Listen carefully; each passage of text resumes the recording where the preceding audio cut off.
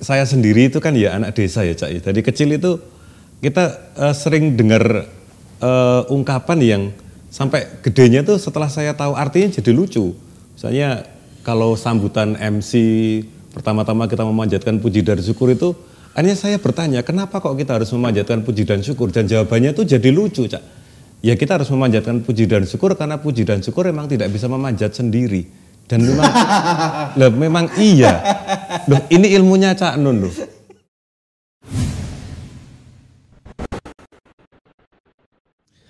Teman-teman semuanya, Assalamualaikum warahmatullahi wabarakatuh.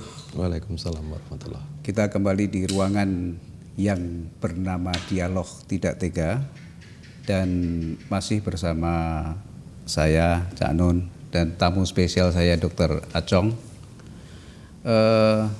Mungkin perlu saya jelaskan dulu kenapa ke Acong, kenapa ini bernama Dialog Tidak Tega. Ini berawal dari ketidaktegaan kita terhadap pasien, penderitaan mereka.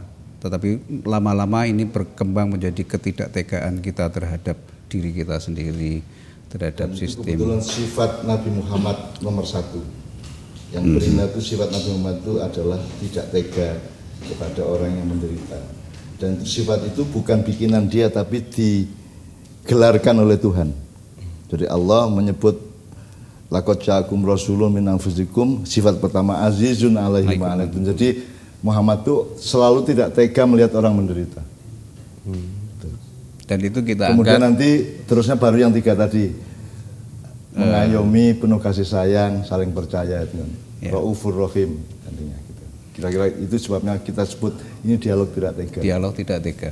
Itu kenapa itu. Dan di episode kemarin kita sudah mendapatkan satu pertanyaan dari ujian kita. Kita diuji oleh guru kita, dan di episode kali ini kita juga siap untuk menghadapi pertanyaan berikutnya yang kita nggak tahu bakal ini pertanyaan apa. Bukan penguji kepada yang diuji, tapi pertanyaan kepada masyarakat umum, utamanya jamaah ma'iyah, anak cucu saya di mana-mana di seluruh dunia ya, untuk menanyakan sejumlah hal dalam rangka mengkonfirmasi apa yang mereka pahami ketika dicerminkan pada 2 orang dokter ini kira-kira gimana. Misalnya dulu Pak Edot, saya, Mas Acong, saya waktu di pesantren saya belajar mahfudot. Namanya mahfudot ini kata-kata mutiara, kata-kata bijak, namanya mahfudot, sesuatu yang jadi mahfud itu dikata hafat, menjaga. Jadi mahfud itu sesuatu yang dijaga. Jadi ada beberapa nilai dalam hidup yang kita harus menjaganya seumur hidup. Makanya disebut mahfudot. Kalau Pak Mahfud bukan dijaga. Ya mahfud orang yang dijaga. Oh, oke. Ya. Tapi mungkin ada orang yang dijaga Tuhan tapi dia sendiri tidak menjaga dirinya juga ada. Gitu ya. Oke, dari kata-kata mahfudot di pesantren Gontor dulu saya dapat kalimat dari guru saya, al-aqlu salim fil jismi salim. Itu kalau bahasa Latinnya mensana in corpore sano. Nah, saya mau konfirmasi. Itu kan artinya di dalam badan yang sehat terletak jiwa yang sehat. Ini menurut sampean benar begitu apa terbalik? Mensana in corpore sano atau mensano in corpore sana? Ini pertanyaan yang langsung susah ini Pak Edot ini. Ya, silakan. Kalau saya sih begini, saya belajar dari sekelumit pengalaman aja, karena kalau pengalaman pasti beliaunya ini guru saya, Cak Nun mah guru kehidupan saya. Tapi begini, yang sudah-sudah adalah saat kondisi fisik itu ada satu kelainan, itu diakui tidak diakui sedikit banyak pasti akan mempengaruhi sisi psikologis. Saya enggak matur kejiwaan karena itu udah ada spesialisasinya sendiri. Concern saya adalah tentu saja saya karena bidang keilmuan saya juga tidak mungkin hangabai semuanya. Target saya sebenarnya saat saya ketemu pasien-pasien yang memerlukan spesialisasi saya, ada satu harapan gini, Cak, ada mengubah suatu ketidakbersyukuran menjadi kebersyukuran. At least jadi, lebih banyak bersyukurnya daripada jadi tidaknya. Maksudnya Mas Acong, badan kita kalau tidak sehat gampangannya ya, kalau ada kelainan, ada gimana-gimana, itu membuat keputusan psikologis kita, mungkin juga keputusan sosial kita menjadi tidak sehat juga gitu ya. Sekarang saya tanya Mas Acong sama Mas Edot, keputusan untuk supaya menyehatkan badan itu dari si badan apa dari jiwanya? Kalau saya harus ke dokter nih. Itu saya yang ngomong itu jiwa saya, pikiran saya, hati saya atau badan saya? menurut yang sudah lebih banyak jiwanya. Lah iya. Jiwanya. Jadi berarti kan badan sehat itu adalah hasil dari inisiatif jiwa yang sehat. Ya. Betul enggak? Betul. Jadi mensano incorpore sana. Al jismi salim fil akli salim kan gitu. Kalau dibalik seperti itu. Jadi memang apa namanya, kalau kita nggak sehat badan itu ya kita nggak bisa arif, nggak sabaran, kemurungsung gitu ya. Tapi kemudian kita berinisiatif untuk menyehatkan badan, yang berinisiatif adalah jiwa kita yang kemurungsung tadi kan gitu. Betul. Jadi apalagi kalau sekarang kita melihat di ranah sosial ya, rata-rata penjahat-penjahat itu sehat badannya, koruptor-koruptor itu sehat badannya, orang-orang yang zalim itu, yang memimpin negara, yang memimpin pemerintahan, yang memimpin rakyat banyak itu rata-rata lebih sehat daripada rakyatnya. Jadi kalau ngomong jiwa yang sehat berada dalam badan yang sehat itu kan tinggal dihimpun hasil penelitiannya. Kalau orang jiwanya sehat, dia pasti akan berinisiatif menyehatkan badannya sebagai produk gitu ya.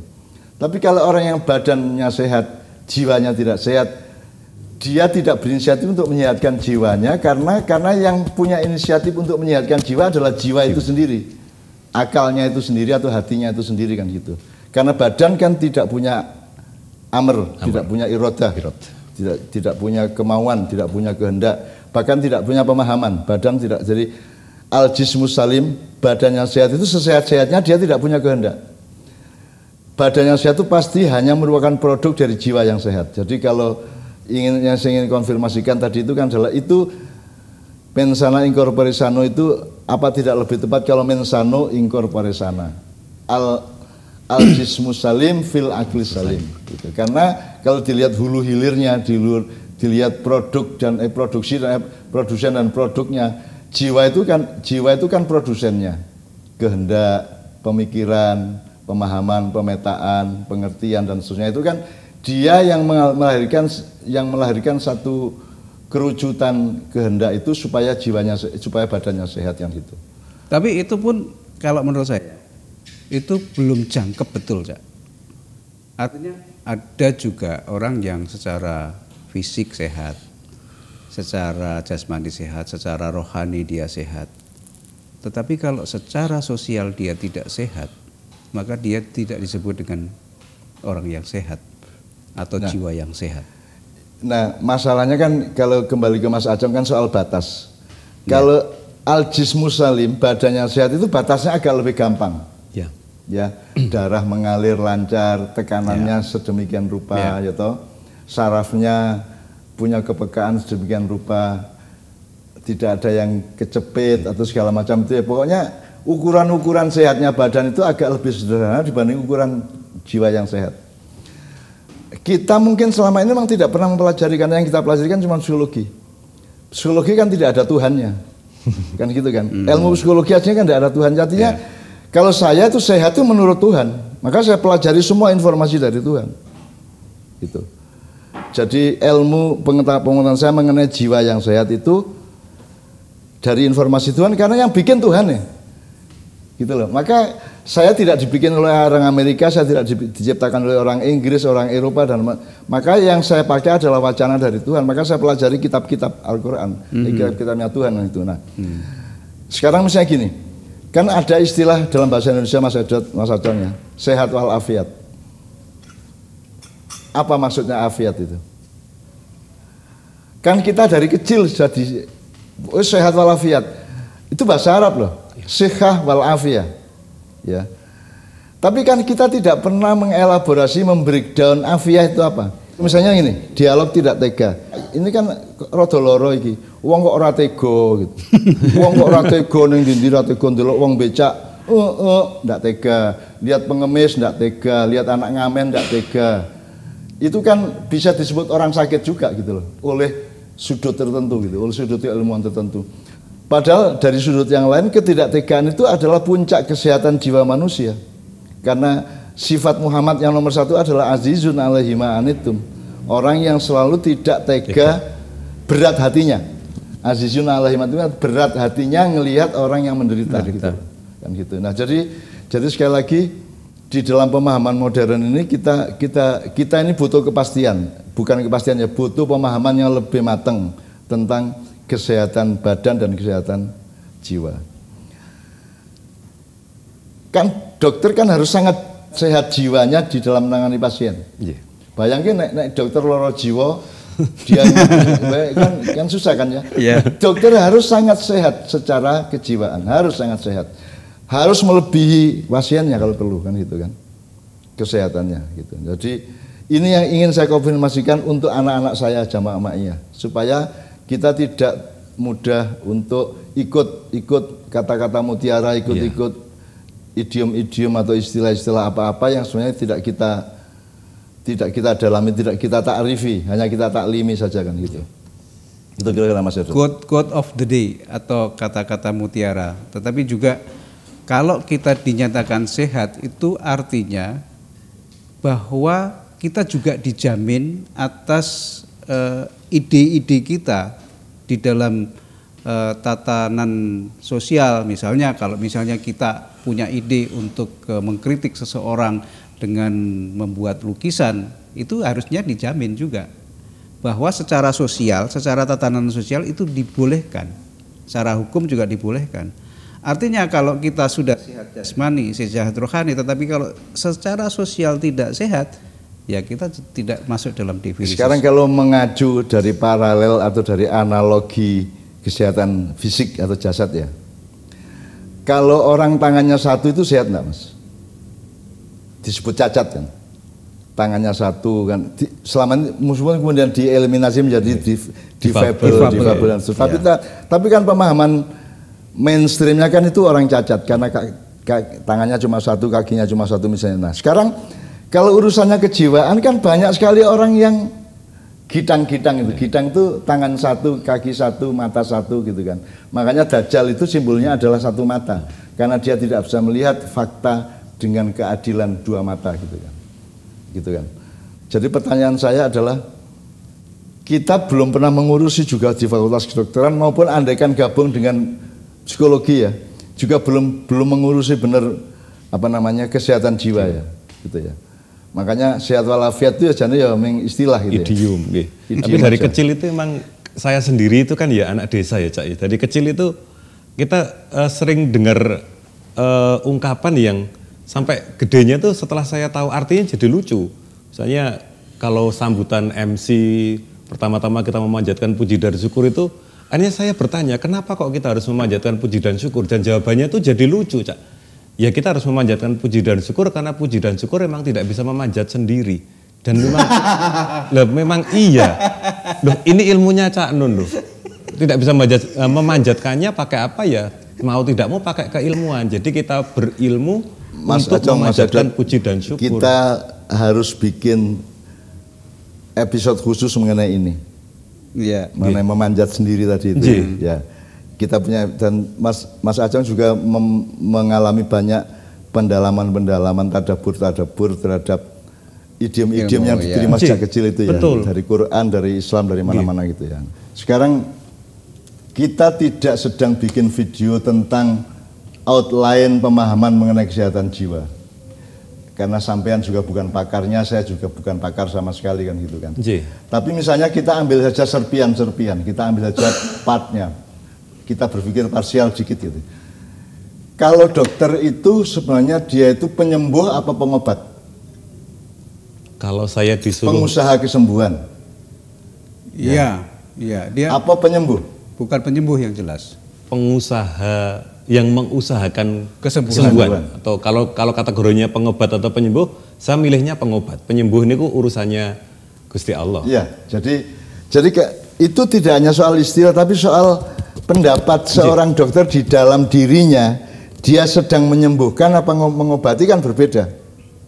Meskipun itu seolah-olah hanya kata tapi berbeda sama sekali. Beda sekali dan pengalaman walaupun saya juga belum lama jadi spesialis, ada kadang-kadang pekerjaan yang kita lakukan dengan sangat sempurna, yang menurut saya sampai saya rekam video operasi saya bagus sekali, sudah mungkin saya share kemana-mana, tapi hasilnya juga tidak spesial. Di satu titik ada yang saya bersusah payah melakukan operasinya, ada nyun sewu, ada manuver yang mungkin tidak tepat saat itu, besok paginya periksa 100% Gusti Allah mengembalikan penglihatannya. Nah kalau ada dokter yakin bahwa dirinya itu penyembuh, piye Mas? Berarti dia termasuk sakit jiwa enggak? Sangat, meskipun levelnya mungkin belum level kaya wong edan tenan gitu ya, tapi itu sudah termasuk penyakit jiwa enggak itu? Ya masuk, dan itu adalah suatu kesombongan. Sebab tidak hanya di dunia kedokteran, misalnya sekarang saya kiai atau saya ustadz ya, terus saya bilang, saya itu sudah mengislamkan ratusan orang. Enggak bisa dong, saya kok mengislamkan orang itu enggak bisa. Misalnya ada salah seorang calon raja datang ke sini untuk minta saya syahadatkan. Saya bilang tidak bisa saya mensyahadatkan Anda. Yang bisa itu Anda bersyahadat bahwa secara teknis Anda bisa minta saya ajarin bunyinya, hatinya bagaimana, pikirannya gimana. Oke, tapi yang bersyahadat itu Anda. Jadi yang mengislamkan diri Anda itu adalah Anda sendiri. Saya tidak bisa mengislamkan Anda, sebab saya juga tidak mau mengislamkan orang. Kenapa? Karena saya harus bertanggung jawab terhadap orang yang saya islamkan. Saya tidak mau, dan saya tidak pada posisi untuk bertanggung jawab atas perilaku dia. Kalau sekarang saya mengislamkan orang, biasanya dia mencuri misalnya, kan saya ikut bertanggung jawab. Maka yang mengislamkan dirimu adalah dirimu. Dan itu. Nah, termasuk kalau paralelnya ke dunia kedokteran, saya ini bisanya saya punya pengetahuan tentang mengantarkan seorang pasien Anda ini dari kondisi sakit menuju kemungkinan sembuh. Jadi saya itu cuman pengobat, saya itu cuman menawarkan alternatif yang saya ketahui. Tetapi titik sembuh itu bukan milik saya. Jadi saya tidak bisa bilang saya sudah menyembuhkan ratusan orang. Tidak bisa, itu berarti itu kan bukan masalah kedokteran, itu masalah agama, itu masalah ketuhanan, kan gitu kan. Kalau di dunia kedokteran Mas Edot sama Mas Acong ya, ada enggak pasien yang diobati sudah sepenuhnya memenuhi pengetahuan kedokteran, enggak sembuh. Terus ada pasien lain yang entah obatnya enggak ada, entah metodenya tidak tepat, artinya tidak ditangani secara medis secara benar malah sembuh. Ada enggak itu? Ya ada. Banyak ya. Banyak. Bahwa pengalaman keseharian saya membuktikan seperti itu. Ya. Ada kanker namanya ini. Kalau kanker X ini diobati dengan protokol ini, mestinya sembuh. Tapi ternyata tidak bereaksi apapun juga. Ya itu kan berarti kan kesembuhan itu bukan ranah kita. Bukan, sama sekali. Kalau di maknya kita menyebut itu langit ketiga, Mas Acong. Yeah. Langit manusia itu hanya pertama sampai kedua. Di situ peradaban manusia. Jadi pertama itu pengharapan, cita-cita, kemauan. Puncaknya adalah keyakinan. Puncaknya bukan kepastian. Sebab kepastian ada di langit ketiga. Termasuk kesembuhan itu kan kepastian. Yeah. Nah kita tuh bisanya ke langit kedua aja, meyakini atau menjalani ilmu yang sudah kita pelajari dan kita yakini ilmu itu juga. Tetapi bahwa dia akan sembuh apa tidak itu betul-betul bukan milik kita. Jadi kalau saya sebagai dokter mengklaim dia sembuh karena obat saya, itu kalau diteliti secara hukum benar, karena obat itulah dia sembuh. Kalau hukum di mata manusia, tapi kalau melihat hakikat hidup tidak. Karena kesembuhan itu milik Tuhan. Sebagaimana sakit juga milik Tuhan gitu kan.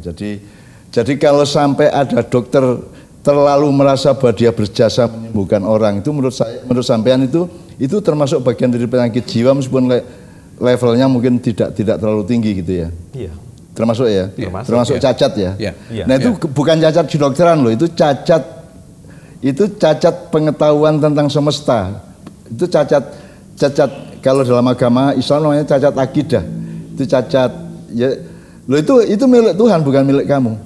Makanya kita berada pada posisi insya Allah. Jadi sampean kita obati ya, muga-muga insya Allah sembuh gitu ya. Insya Allah. Jadi kita tuh hanya pada puncak langit kedua itu namanya insya Allah. Kalau Allah berkehendak nanti kamu sembuh. Tapi Kepastian sembuh itu milik Allah, kan gitu. Ya, ya.